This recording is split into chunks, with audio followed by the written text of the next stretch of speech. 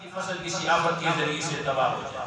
جیسے کہ حدیث پاک میں ایک واقعہ آتا ہے کہ ایک شخص جنگلوں کے اندر پہاڑوں میں تھا. بادل سے اس نے ایک آواز سنی کہ جاؤ اور فلاں کی زمین کو سیراب کرو, جاؤ اور فلاں کی زمین کو سیراب کر لو.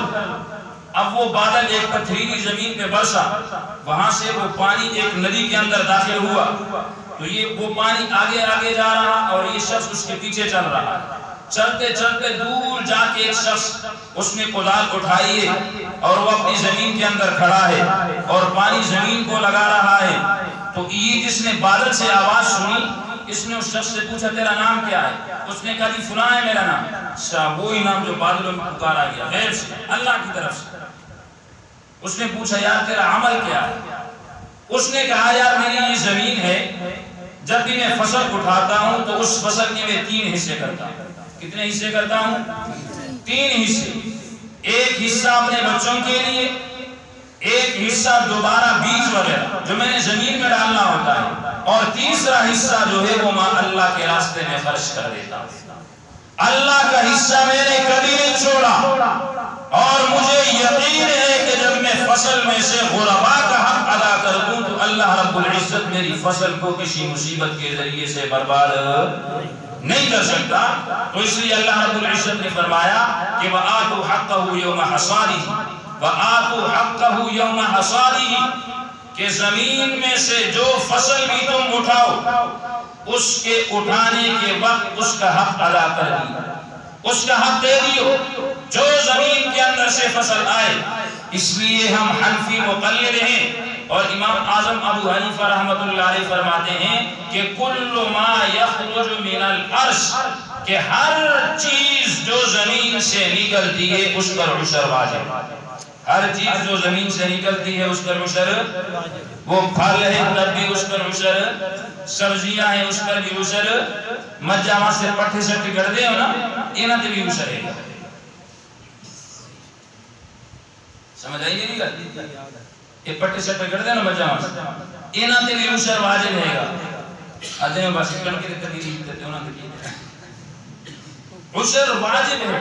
ہر وہ چیز جو زمین سے نکلتی, وہ پھلوں کی صورت میں ہو, سبزیوں کی صورت میں ہو, ترکاریوں کی صورت میں ہو, یا اسی طرح گندم ہو, مکئی ہو, جو کچھ بھی ہو ان پر عشر کیا ہے؟ واجب ہے. اب دیکھیں عشر اگر بارانی زمین, تو یہاں بھی میرے خیال سے نہیں ہے, تقریباً سب کو اپنا یہ جو ہے نا وہ فیڈر وغیرہ لگایا ہوا ہے یا نہری پانی ہے, تو اس لیے 20واں حصہ. کتنا حصہ؟ 20واں حصہ کی عہد کر. اب یار دیکھیں 20 بوریاں, کتنی بوریاں ہیں؟ 20 میں سے اللہ کہتا ہے کہ 19 تیری ہے اور ایک تو نے میرے راستے میں. 20 میں سے 19 تیری ہو گئی, ایک تو نے اللہ کے راستے میں دینی ہے. لیکن وہ بھی ہم نہیں دیتے, وہ بھی ہم نہیں دیتے, اور پھر شکوہ کرتے ہیں کہ یار ہمارے جو ہے نا گندم وغیرہ پکی ہے لیکن حالات خراب ہے, بارشیں ہو رہی ہیں. آپ کی ہر چیز تیار ہے اور اس پہ بارش آ رہی, اس کو تباہ و برباد کر رہی, تو یہ اللہ کا عذاب ہے. اور یہ عذاب صرف کس وجہ سے آ رہا ہے کہ ہم غریبوں کا حق نہیں دیتے. ہم اپنے زمینوں سے ہم نے غریبوں کو مکمل طور پہ بے دخل کر دیا ہے. تو جب ہم غریبوں کا حق نہیں دیں گے, اس لیے تو پیارے پیغمبر جناب محمد رسول اللہ صلی اللہ علیہ وسلم نے فرمایا کہ لا يدخل الجنت, لا يدخل الجنت, کہ جنت کے اندر داخل نہیں ہوگا خب بدبخت قسم کا انسان, اور نہ ہی بخیل ولا منان, اور نہ ہی احسان جتلانے والا. اسی لیے تو پیارے پیغمبر جناب محمد رسول اللہ نے فرمایا کہ السخی قریب من اللہ, یہ سخاوت کرنے والا جو ہوتا ہے یہ اللہ کے قریب ہوتا ہے. والقریب قریب من الجنت, سخاوت کرنے والا جنت کے بھی قریب ہوتا ہے. قریب من الناس, سخاوت کرنے والے کا مقام اللہ لوگوں کے دلوں کے اندر بلند کر دیتا ہے. بعید من النار, جو شخص اللہ کے راستے میں مال خرچ کرتا ہے اللہ اسے جہنم کی آگ سے دور فرما دیتے ہیں. لیکن اس کے مقابلے میں بخیل آتا ہے. حضور نے فرمایا والبخیل بعید من اللہ, جو کنجوس ہوتا ہے یہ اللہ سے دور ہوتا ہے. اور اسی طرح بعید من الجنہ, یہ جنت سے بھی دور ہوتا ہے.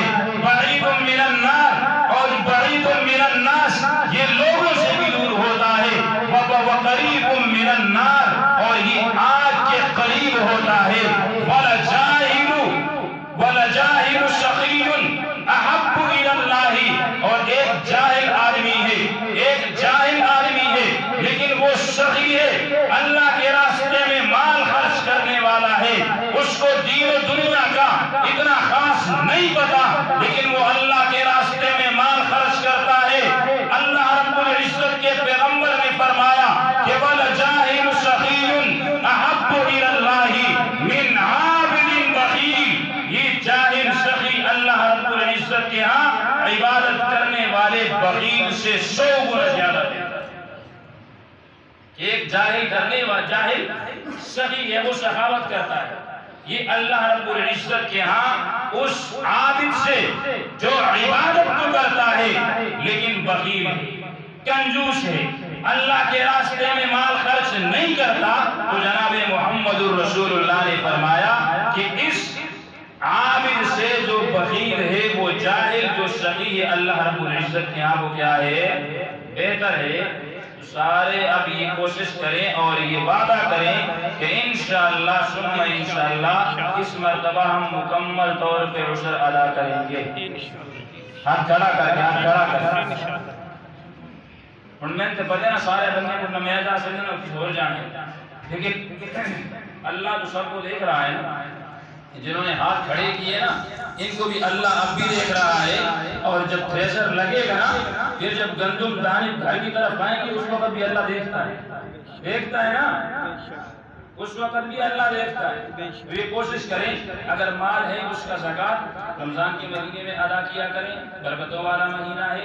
اگر عشر ہے، آپ کی زمین ہے تو اس کی جو فصل ہے وہ لیں، مدارس کو دیں، غرباء کو دیں، یتیموں کو دیں، تو انشاءاللہ ایک تو دنیا کے اندر اللہ آپ کو اس کا نعم البدل نقد و نقد عطا فرمائیں گے، اور دوسرا جو آخرت کی بات ہے وہاں پر ہمیشہ کی زندگی ہے، اللہ اس کو بھی کامیاب فرمائیں گے۔